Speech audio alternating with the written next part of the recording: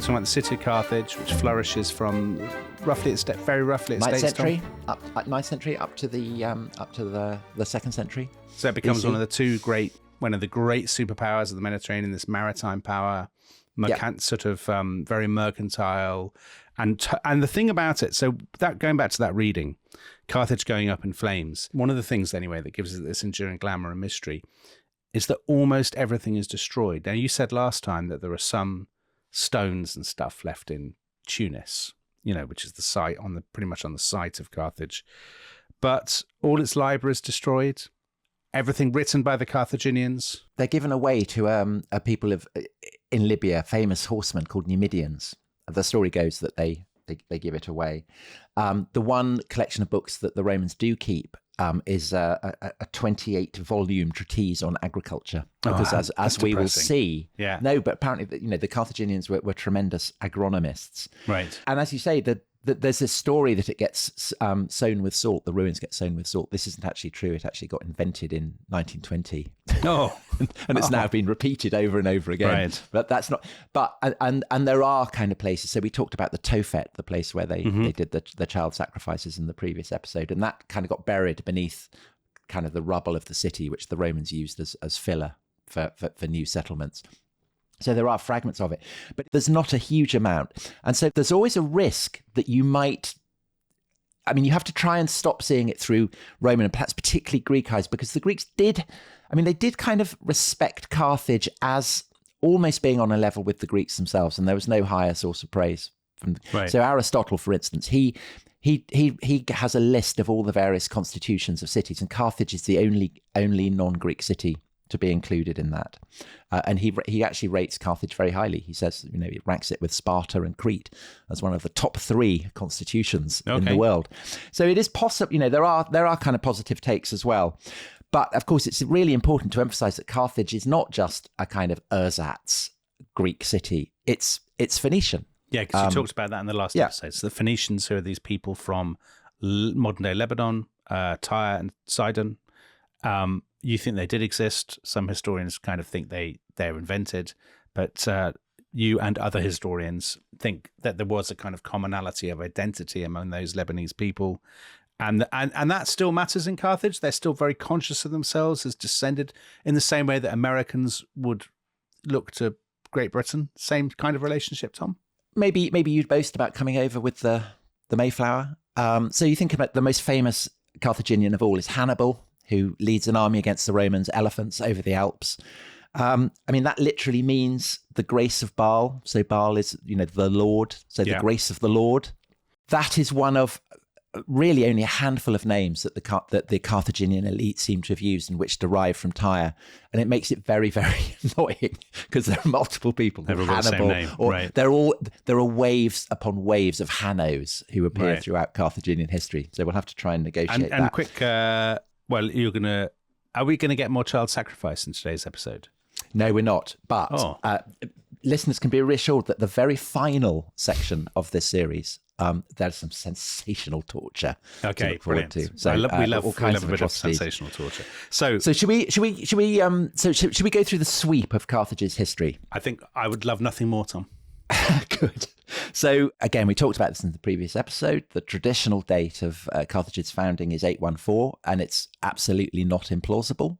And it is called the new city, Carthage in Phoenician, which implies that it is founded to be a city, to be a kind of permanent colonial settlement. Right. And I think the reason for that is that its location is tremendously advantageous. Yeah. So as you said, it's just north of where Tunis is now. So it's that bit of Africa that sticks out towards Sicily. And its location is very, very advantageous. So it's a bit like Constantinople. There's a peninsula that sticks out. Yeah. So it's defensible, but it is also large enough that there is room for expansion.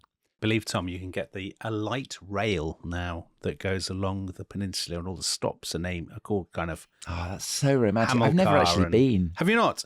No, I've never been. So to give people a sense of it, you get this sort of little railway kind of stroke tram thing out of the centre of Tunis, which I have to say I don't massively recommend.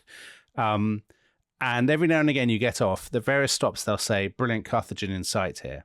And I went with a former girlfriend who, it's fair to say, was not a massive convert to Carthaginian history. So we'd kind of get off this and we'd walk a little bit, and there was like a sort of what looked like a kind of disused bit of waste ground and a load of old stones hanging around. I can't believe I haven't taken my children on a holiday. Broken down stones and a very sort of, sort of garbled little caption would say, possibly child sacrifice things, who knows, and that was it.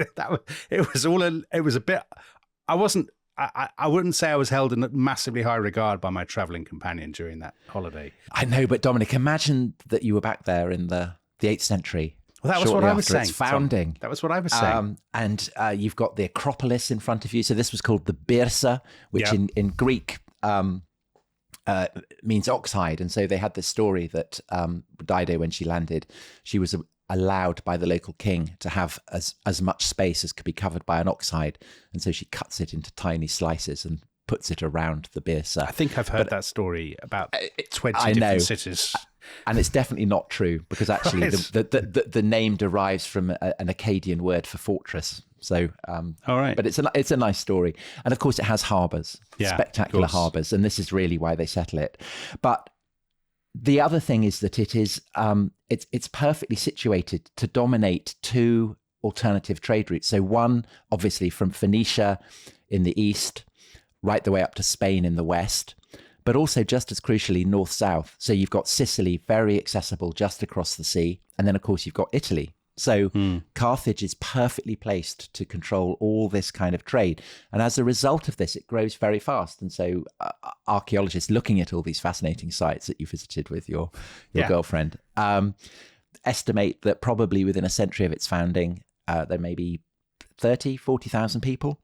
Right. And that's got, it expands so fast that the walls keep having to be knocked down and rebuilt to make room for people. And just, you mentioned agronomy.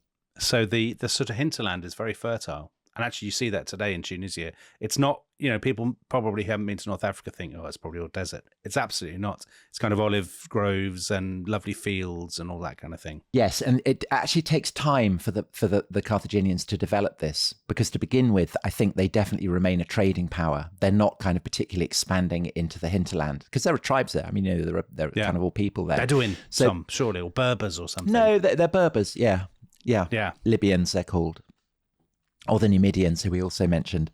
So I think to begin with, it's primarily a trading city. And so this is why Carthage itself, of course, is a colonial settlement, but they then start going out and planting settlements across the Western Mediterranean, so particularly on Sardinia. So they, and these are not towns. These are just kind of trading posts. So rather like the settlements that, say, the Venetians would have put up later, or the Portuguese in Africa. So sort of forts and markets, basically.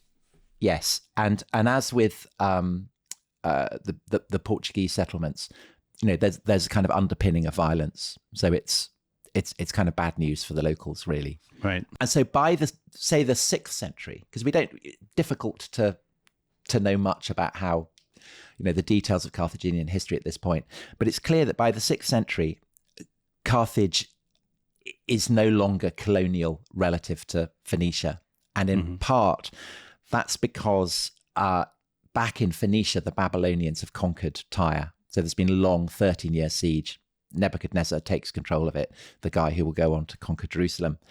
And at the same time, there's a kind of collapse in the price of silver, because the Phoenicians have been mining all this silver in Spain, and there's a glut. And so basically the Tyrian economy implodes. Inflation. And Carthage in galloping inflation, as with Spain when they discover silver. And so this leaves the field open for Carthage to basically displace the mother country. So again, a bit like America and Britain, I guess. So a sad story. But its imperialism it's still very Venetian. It's not, say, like the Romans conquering territory. It's still planting settlements and kind of constructing trade nodes. But there is a straw in the wind at this point, because there's a kind of garbled account in both the Greek and the Roman sources, writing much later, of a guy called Malchus. And that has a hint of the Phoenician word for king. And he is supposed to have campaigned very hard in Sicily and Sardinia. And his exploits seem to be slightly exaggerated, but it does suggest that the Greeks are starting to arrive on the scene now. So the Carthaginians have had it all their way, but now the Greeks are turning up and starting to compete for resources in Sicily, in Sardinia, in southern Gaul, in Spain. So at this point in the Mediterranean, there is no, as it were, superpower. It's all up for grabs, right? Nobody is sophisticated and powerful enough. Carthage is the most powerful city. It is the most powerful, even at this stage. Yeah. Yes, absolutely. And has been accustomed to having its own way on the kind of the trade front for a fair while.